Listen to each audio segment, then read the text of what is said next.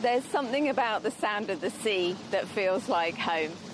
I live on the coast and I've worked in maritime industry for over 20 years. During that time, I've seen more and more women forging their careers in everything from ports to policy, from bridge to boardroom, from fishing vessels to super yachts. But let's be honest, do we hear about those stories of success? Do we know about the challenges they face and the adventures they've experienced? Well, that's where Women in Maritime comes in. In a series of open and thought-provoking conversations, I'll be bringing you these stories, and I hope you can join me. Hello, I'm Julia Gosling, and welcome to Women in Maritime. And today, I'm joined by Monica Kohli. Hello, Monica. Thank you so much for joining me. It's a delight. Thank you for having me, Julia. Monica, I'm going to have to give just a very short outline of all your accolades and your achievements, and we can dive into that shortly. But Monica is the senior lawyer at Gard UK. She's also trustee at the Seafarers charity, and you're president of WISTA UK. You're a real champion for diversity and inclusivity as well, Monica. So I'm really pleased you could join us for this. Thank you. It's my delight. So great. Now, I know you're doing quite a lot in maritime at the moment. You're a very busy lady, but I'd love to know how you got into the world of maritime. Like, where did your career start? Was it something you always planned to get into, or did you find your way into maritime through another route? So this is a question I also ask almost every maritime lawyer I meet. Because you're absolutely right. It's not something everyone's born to say, I grew up to maritime and with my dream, like doctors or, pilots or whatever. So everyone else has done a great job of championing their career. But maritime around the world doesn't seem to have done that. But for me, it was my plan from the time I can remember. So my dad was a seafarer, so he was the captain of a cargo ship. So I spent the first 5 years of my life with him and my mum sailing around the world. So I didn't go to school. My only life was on board. We came ashore, stayed with family for a few months and back on board. So the first 5 years, I didn't have a house on land. My house was the ship, whichever ship Dad was sailing on. Till he got off, I think he was sailing for 18 months pretty much nonstop, or 9 months or 8 months. This is in the 70s, right? So I came ashore at 5 when my brother was born. And then we had a house and, we went to school. But that's the only life I'd known. So all my life, I felt I was going to go to sea. That was the only thing. Like, Daddy went to sea, Papa was at sea, and I was going to go to sea, and that's it. But as I grew up in India, and I didn't see any female seafarers, so we would go to engineering colleges and have picnics with, the marine engineers and that was in the shipping industry, and he came ashore with the same company. And so we were immersed in the field of maritime. This is all I would hear at home. A lot of my cousins joined the sea. Everyone was going to sea. So I would go to sea when I was ready to have a career. But I had not seen a single female seafarer, so I had kind of imbibed. And this is the thing I think with a lot of us without realizing it, I'd imbibed that women don't go to sea because I'd never seen a female seafarer. So I thought, yes, you had no role model to look at. It's not even, I hadn't seen a single person. So you can't see it, you can't be it. There's a reason why that phrase exists. So I was like, okay, but I'm still going to be in the maritime industry, so it doesn't matter which path I choose. I got into law school. So I was like, okay, then I'll do maritime law. And I remember going into law school and saying, I want to be a maritime lawyer. And all my classmates are like, what is that? And then all my projects, everything was on the sea or trade or something. The subject in which I did the best was international trade law because I was interested in that. So everything is a pathway to me getting into maritime. So it doesn't matter the way. But yes, maritime is my, not calling, but is what I was always going to do. But I realized later that it's not for everyone. So it is a good question to ask always for a podcast in maritime. Yeah, that's fascinating. I love that world that I have other friends who were able to go to sea back then, either with husbands or with parents. But that just doesn't happen anymore. But that's a real interesting route into it, isn't it? That you were living at sea, basically, in a working environment. Fascinating. Yes, I was living it. I was breathing it. And you're right, it doesn't happen anymore. But Dad had another seafaring friend. He was ex-side, so he was in the engineering side. So Captain Captain D'Souza we would visit when we came ashore. And Captain D'Souza's kids became my friends. And, we went to each other's weddings. And they're also in the industry. So one of them is sailing, and the other one's was the stewardess on an airline. So everyone's kind of ended up in the industry in a way, in the travel industry in a way. So Yes. Yeah. From those beginnings of what you were seeing as you were growing up. It's interesting that you talk about not seeing any female role models at the time. Now, you moved into law and maritime. Did you face, obviously there was a very limited number of women working at sea on ships. Did you find any issues working ashore in the maritime law side of things? Were you a minority in terms of being a woman in that field? So I like to look on the positives in everything. Yes, when I joined, 99, very much fewer women than today in the UK and in India. And I started my career in India. So when I would go to shipping parties, there would be very few women, I would say, but not really. There'd be lots of women, but mostly there'd be wives and daughters of seafarers. So I wasn't outnumbered in terms of gender, but I was outnumbered in terms of, being a professional in shipping. So everyone would just assume I was someone's daughter, which I was, and, or they're in a different capacity. So I'd have to keep reiterating, no, I am a maritime lawyer and I'm here in my own capacity. And, but the positive of that is everyone remembers you because we're one of the few women in the room. Yes. I think that's the same thing with thing. So you take it as a positive, as in the UK, a few women in color, few women. People do remember you and you tend to kind of stick in people's memory a bit more. Yeah, you can take it as a positive or a negative. Yes, there weren't that many women, so you have to build your clan and you have to find your way and you have to fight maybe a bit more. But, if you're not willing to fight, you can't go anywhere in life. I love that attitude that you take it as a positive as well, as a barrier. That's really strong. And it's funny what you were just saying about being mistaken for having a different role and not having the professional role when you're the woman in the room. And it reminded me of when I was heading up a press conference at a maritime incident when I worked for the Maritime and Coast Guard Agency. And it was a shipping incident and we have a briefing before a press conference so everyone can work out what they're going to say in advance. And I was hosting it. And as everyone was coming into the room, one of the gentlemen, I was the only woman as usual in there. And one of the gentlemen asked me to get him a cup of tea. And he thought I was one of the staff, I guess, at the hotel where the press conference was going to be. So I got him his cup of tea and I didn't say anything at all until I opened and hosted the briefing. Yeah, that's one way. So that's one way of, I think that's the thing, taking the space. I mean, there's a gracious way of doing it. There's a demanding way of doing it. And you do you, right? Do it the way you want to. Some people want to confront and make people uncomfortable and say, why did you ask me that? How could you assume? I mean, that is also fine. Yeah. You need to take your space. And I'm on your side. Like, I would rather graciously do it and then, prove myself later.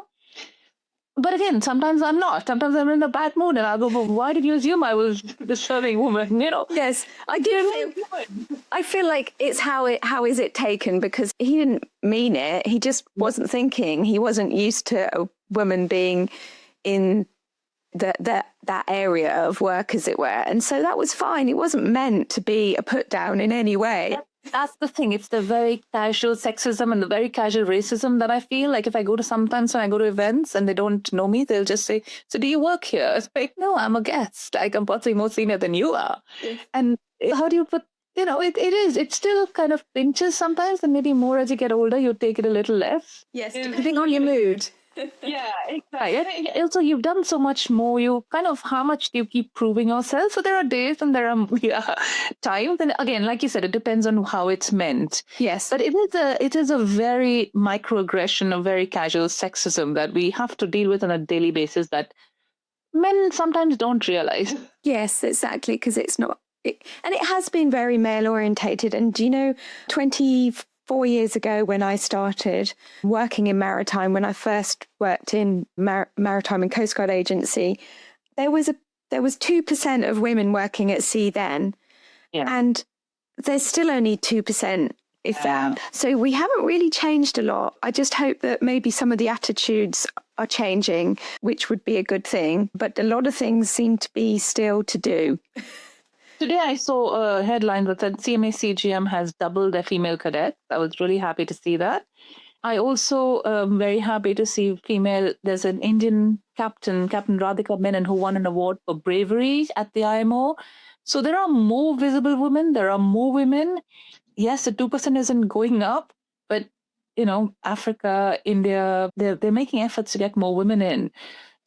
Turkey, I think they're doing a lot. So it is, seafaring has shifted from Europe to Asia in some ways. There are more seafarers from Asia, I would say, now than earlier. I don't know the exact figures. So we have to see the growth in that area in some ways and push there and see how it goes. It's actually gone down even from 2% to, I think, during COVID. So yes, actually, I think I did see some figures that it was under 2%. So yeah, I also wanted to just say that, WISTA keeps, and all of us keep talking about, so WISTA started a fundraising for a female cadet with the Maritime London's Officer Cadet Scheme, MLOCS. We've been doing a fundraiser for a few years to just, walk the talk kind of thing. We're talking about it, so let's start. It won't make a huge difference, but every cadet we bring forward, we feel is one more in the world. So we are trying our best also in that sense to make it happen, be the change. Wow. So what, WISTA will fund someone to go through their cadet training? Yes. That's great. That's excellent. What a great start for somebody. Yes, we'd like to think so. And, it's not easy. It's a lot of money. And we're not really a fundraising organization. So it's literally every penny. So it's not been as quick as we liked. But, it's an ongoing process. Yes. Nothing good is easy. Well, yeah. And it's got some long-term legacy, right? Because that's somebody's career. And also not only that, they're being seen by other women who are... Yeah. And mentored and helped. Yes. And, networking is provided. So... Yes. Even in the future where you come ashore and you want to get a job, here's a huge network for you to kind of link into. Well, while we're talking about WISTA, which is doing some great things, you've got over 700 members, I believe, in the UK. Why should any women join? What do they get? You get a safe space to network, and that is not to be sneezed at. And we've seen that almost everyone who comes back for more and more events, they have a good time, they learn, they connect. For me personally, I feel like if you even change one person's life or you can help one person, it's a good thing, right? So we don't know all the stories, but I do know that a couple of events ago, a young lady walked up to me and said, "Hi, Monica, you don't know me, right? You don't remember me?" And I'm like, "No, of course, I've seen your face." And she's like, "No, you don't remember me, but you introduced me to a lawyer at your event. You said, come and meet this girl. You're looking for a traineeship." And I got that traineeship. So I've now got a job because of you're introducing me to people. So like, oh, wow, that's amazing. Please, can I use your story? Because there are many people who maybe have connected, made difference, but not every story comes back to us. But we do provide them with a platform with amazing women who they can talk to, and bringing the person and the job together, or bringing the person and the opportunity together. Or, you start on your own and you're like, can you introduce me to people who may want this role? If, for example, if you're doing training for senior people in the maritime industry, in media training, or you're starting Women in Ports, or you're starting something on your own, please ask us. We can just introduce you to lots of people who will be there for you in your time of maybe just listening. Maybe they can't give you an opportunity then, but they'll be there to listen to you, to guide you, to help you. So I think WISTA does provide that network, does provide that help, does provide that opportunity to you. So do join. But again, join if it works for you. Not everything is for everyone. Yeah, I'm gonna put the link in the show notes as well. And it's a very positive and really welcoming and supportive network. And thank you. Yeah, that's the aim. Yeah, it really is. It's a good thing. And I wonder, you talked about your career starting off in legal and maritime world. You saw that there wasn't a lot of role models, well, no role models for you initially when you were right at the beginning of your career. Is that when you became passionate about, improving that situation? When did you get this passion for helping others up the ladder, as it were, other women? So in law, I have seen lots of women. So in maritime law, there are very many pioneering women who are role models for us. So I think in the field of law, I would say that there's lots of people who have broken the glass ceiling for us to exist and grow. But in the field of maritime or seafaring, the minute I met a seafarer about my age, and I'm like, my God, you went to sea when I could have gone to sea and I didn't realize I could do it. I was just like, wow, that's amazing. I need to make sure that no other woman ever feels the way I did, that there's no female seafarer, so she can't go to sea. So now I try and showcase all our seafarers. I try and showcase maritime as much as I can, and try and make sure every woman has heard of it. I do a lot of talks on maritime also at universities, saying, look at maritime law as a career, because you may not have thought of it, or look at going to sea. And I was in line. I was just thinking a bit. We're all passionate about our industry, but I was in line to meet Princess Anne to get at my investiture ceremony, and they're very charming at the palace, and everyone chats and talks to you and tells you congratulations, and why did you get this? And there's a lady, very young lady, waiting with me before I had to go and meet Princess Anne, and I said, oh, have you thought of maritime as a career? She's like, no, but I have a young sister. And she's looking, I was like, yeah, tell her, and WISTA provides all of this. And she's like, oh, you've got one convert in me. And I thought, oh my God, I'd never let up, do I? Exactly. You're standing there waiting to meet the royal family and you're still recruiting, Monica. I love that. I was just like, that's what I laughed at myself. I thought, this is ridiculous. Like, just enjoy it. Yes. There's so many people who haven't heard of it, and they're in London and then the UK, and we're an island nation. Like, everybody should be in maritime over here, or have heard about it, or should be, involved in it. Yes. And most of them have never even kind of thought about it as a career. I agree. And my daughter's 15, and so they're getting career options shown to them at school. I don't think they ever mention maritime at all. So, and obviously I tell her about it, but she's not getting it as part of the normal careers pitch at school. This is the problem, I think. And we were trying to talk to the Guild of Educators and tell them that, why don't you help us to get it into the curriculums in school, so that everybody who's guiding the students can put forward maritime as a career. We haven't got there as yet, but we did. We were very lucky to have the Lord Mayor's wife, invite us and talk to us about it and say she'd try and connect us, and, Excellent. Oh, so we're getting there step by step, drip by drip. Yes, you're getting there bit by bit. Now, tell me about your role as a trustee at the Seafarers charity, which is also an organisation I've worked with that I really respect. I know they fund a couple of £1 million worth of really worthy things with seafarers, both UK and international. So you're a trustee there, aren't you, Monica? Yes, I'm a trustee there, and I'm very privileged to be working with them. And they do a lot with seafarers, and then they also gift a lot of charities. I think Safer with Waves is one that I've particularly been hearing a lot about, where they work with women who are at sea and all of their issues. And Deborah does an amazing job there as CEO, and Paul Butterworth is the chair of the trustees. And I think that's a very effective trust, which works so strongly, has a strong base, and, hundreds of years of experience to build on. Yes. So.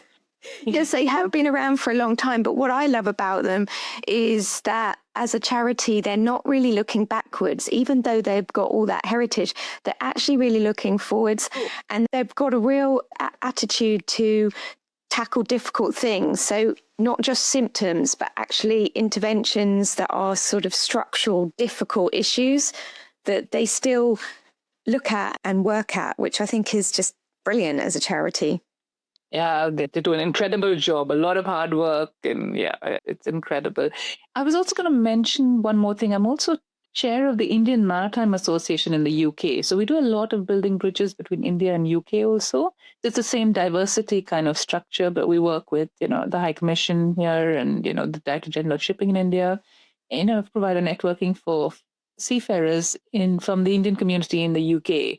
So it kind of falls into the same diversity picture, but I know it kind of links in nicely with my WISTA role in a way, but it doesn't have as big a profile or as big a network. So just thought I'd mention that as one of the things I do also. Yes, yeah, thank you.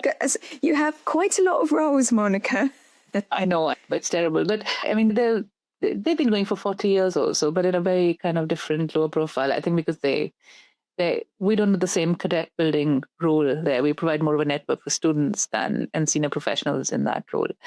But I just thought I'd mention that since you kind of brought in one of my different roles also. So yeah, and is that helping connect students that are perhaps moving here to the UK to study, for example, away from home and going into new careers? Do you help people with that? Yes, it's students, but it's also an opportunity for seafarers to connect. So maritime professionals and seafarers just connect, because quite often you move, you don't know each other, so you come in and you play the network for you to kind of, talk to everyone else. So yes, that's a really positive thing, and can be very, let's say lonely. Yeah. Can be lonely, like moving and working, and also being on board ships where you're basically with a small number of people. Let's be honest. So connecting with a bigger network of people, it can be really positive. Yeah. Now, you tell me about, you mentioned that you have met Princess Anne, you received an OBE. Was that for work in maritime, Monica? Yeah, work with the WISTA, with IMA and all the work I do. Lovely. Well, congratulations for that. They don't hand them out for little things. So it's nice that your work was recognised over the years. I'm very privileged and honoured, actually. It is, you're right. It isn't given easily, and I really treasure that. So, yeah, congratulations on that. Now, talking about diversity and inclusion, I've also looked at this as a couple of episodes on my Sea Views podcast, and we actually talked about the whole diversity and inclusion issue, not just ladies, women, but different sexual orientations, also neurodiversity, and just basically all about making really diverse teams. And that isn't something that just should be done, but that it's actually also good for business because you have better, more productive teams. Do you believe that? Is that because you've also got your business side of your life and your legal, if you like, insurance side of your life that you work in? Do you believe that it is good for business actually making better, diverse teams? Absolutely. I do think that the more voices you have in the room, the more differences you have in the room, I think the more progressive and the more developed your business will be, because you've already been challenged at every stage. So the world is changing. It's becoming a smaller network. And of course, there are hiccups everywhere, but the world is becoming smaller. So if you're not ready to deal with different cultures, different challenges, different, ways of thinking, you are not going to progress. I think that is a reality. I think everywhere. I think it's also, you wouldn't make a team with just everyone exactly the same. You wouldn't people complementing each other's strengths. So I do really see it as not just that it could affect bottom line, really improve. Yeah, absolutely. I think there's a study by, I can't remember who, so I won't mention any names, but they have done some studies on the financial or the effect of diversity on the bottom line. So I don't have the figures at hand, but I will look up the study and I'll send you a link. Yes, thank you. And I'll pop that in because I would like to signpost to that. That would be very interesting. Now, I think it might be fun to have a quick fire round of questions, Monica, which you may choose to answer or not. Okay. Up to you. What was your best day at work in maritime? Oh, maybe when I went to the palace. I think that I can say. That's quite a special day. And to have my parents there, have my family there, it was really nice. Yeah, and that was my best day. Yeah. And the sun shone, and it was July, and there was. That must have been a perfect day, and not anything you'd have ever thought would happen when you started out. Oh, not a chance, and not a chance. It's also very poignant for me because I lost my dad a couple of months ago. And I remember when we were walking to Buckingham Palace, he's like, Monica, who would have thought that we're walking to Buckingham Palace, and, through the front gates. And he was just so happy and proud. And I was so happy that we had that day together. So, yeah, it was I think it was the best day. And all my friends came around and afterwards, and we had a champagne afternoon. It was lovely. Lovely. And you recruited somebody else into Maritime in the queue. I should go back now, so did you understand? Yeah, brilliant. Now, that was your best day, but what's your biggest fail? Do you want to tell me? Will you tell me? I actually think my biggest fail, but again, thousands of time and you go down and you are who you are because of the choices you make. But I think my biggest fail is that despite not having any female role models, I could have said, well, I want to go to sea. And I should have gone to sea. Again, you don't know how it would have turned out, but my fail is not maybe researching more or finding out more and fighting more. Yeah. It's not a regret, but I would say it's a fail, as in I did not do enough research and I didn't know enough. Yes. Okay. Yeah. That you feel that potentially there could have been another pathway there, but you didn't know existed. Exactly. So I feel like, I think that's a fail that I didn't follow that. Yeah. Or look, find it. Yeah, that there was. You just, like you said, you never saw anyone else, any other women. You didn't even know that was an option at the time when you were young. Yeah. So, again, not that I regret any of my decisions. I am where I am because of them. It would be a different moniker, and you'd be maybe not knowing of me or interviewing a different moniker. Well, that leads on nicely to the other question I was going to ask you is you are very confident in your point of your career now. You're also helping other people. But going back to, say, 18-year-old Monica, what would you say to her now? Do you have some advice for her? We were just discussing this yesterday, so actually it's quite nice. And a lot of girls around me said yesterday, in fact, that I would tell my younger self, you're very pretty and you're very thin. Don't worry, don't diet, don't worry. And I think it sounds very superficial, but we're also insecure when you are young and you didn't realize how pretty you are, how lovely you are, and how slim you are, even though you don't conform to the times. But I think women get a lot of those pressures and we're always trying to better ourselves and always trying to make ourselves prettier. I think and you reach the stage and you're confident in how you look and you're happy and, you're okay with it. But when you're 18, you're so insecure. And I'd like to tell 18-year-old, you're pretty, you're very pretty. Don't worry, you'll be fine. And I think that's one thing. And don't worry, everything will work out. Yeah. And also, definitely, we would tell ourselves, our 18-year-old selves, your skin was amazing. Yeah, exactly. Well, my skin wasn't, but yeah, it doesn't matter. Those things are minor, right? So, yeah. You are, but I don't think we can believe that at 18. So I don't think even if I went back, if I had a time traveler and I went back and I told my 18-year-old self, I don't think she would listen. And I don't think any 18-year-old will listen even today. So it's fine. And we can keep saying it. But maybe one 18-year-old will, and that's fine. Yeah, because 18-year-olds know everything, right? Mine does. I can't tell her anything. So in terms of the future, what have you got any hopes for the future in Maritime? Anything you'd desire? So I would like to see more women in senior positions. I'd like to see more women CEOs. I mean, when you're counting and we're trying to get CEOs at our events, we are like, oh, okay, there's like one here and there's one there. And, I think I would like to see more women in senior positions. I think the ceilings are being broken, but it's still not like crashed open as easily. I think women have to be better than men to be where they are. I think I'd like to see a place where women are as good or as bad as the next man. Yes. So I think that is my hope. That's it. You just looked at it as just another person and you don't have to prove yourself over and over again. Okay. I like that. Yeah. That it will also then show a route for other women at other stages in their career as well, to see leaders and say, I could be like that. Yeah, and the reality is you do become an ambassador for your whole sex in a way of, oh, she's done, women don't do this. Yeah, it's just one person. When a man does something, they don't say, oh, men can't do this. Or sometimes they do, but, you do tend to become ambassador. And that's a lot of pressure along with everything else. Yes. Yes, it is. Quite a lot to put on the shoulders, yeah. Especially while you're breaking through that glass ceiling. And you're putting everything in. And then I have had women tell me that, look, I don't want to come to WISTA. I don't believe in WISTA. I don't want to join WISTA. And I don't think it's for me. And I'm like, absolutely. Because something happened that made you feel like this was not a network for you. And you're doing really well in your career. So well done. You're succeeding in the way you want. Not everybody has to follow the path that I won't. And I do not, and seriously say this to all the women who listen to this. Please don't feel that there is any pressure to join WISTA. Come when you can, do what you can. And if you don't want to, that's also fine. Be yourself. Like, be happy and do your life and live it as you want. Everything is a pathway for everyone.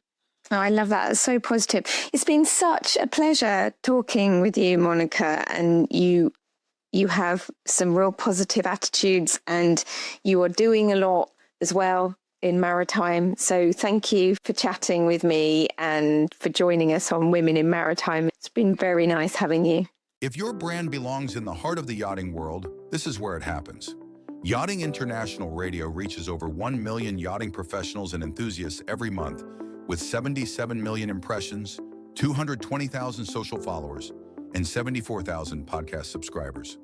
Our hosts are insiders, crew, captains, CEOs, trusted voices shaping the industry. This is targeted, high-impact advertising in a luxury niche. Visit yachtinginternationalradio.com/advertise. Your audience is already listening.